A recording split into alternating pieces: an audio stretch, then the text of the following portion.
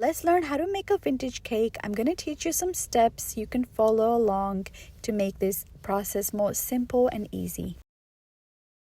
Let's begin with smoothing your cake and also deciding at least 3 to 4 colors of your vintage cake. 3 to 4 colors must cohesively go together. I'm using pinks and purple today.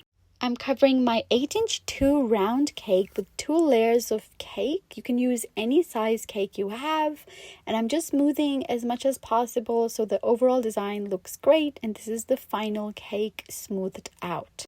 I'm using a large leaf tip making U-shaped curtains or ruffles around the cake. It doesn't have to be exactly balanced because you're kind of flowing with it or how the piping is going.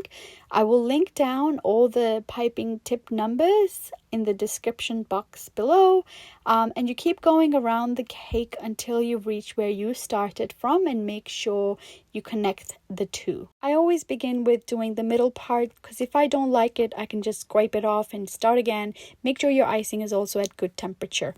Now we're using a 6B tip, also gonna be linking it down below. We're making a little shell and then letting go like a blob and then letting go all around the cake.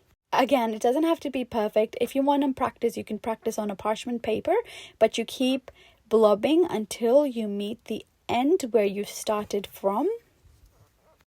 After you've done the top, repeat the same pattern on the bottom. This Lambeth or vintage retro design is very simple to follow because you're just copying and pasting each design, what you do on top at the same at the bottom. Now you're gonna just where the connecting points of those leaf were, use the same piping tip and the shell technique, but do it upwards. Now I'm using a flower tip to add a little bit more details and just following the same pattern technique and putting them around the top. This way you just add more details if you want, and this is all in your control. You can add as little or as much detail if you want.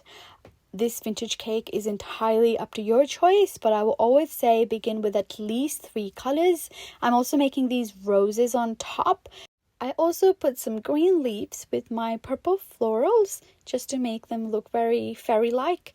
I've added glitter, pearls. You can add anything you want, but this is the most simplest way to decorate any style of vintage cake or any colors, any size of vintage cake. As always, thank you for watching and let me know if you want to learn anything new from me. I'm always happy to share.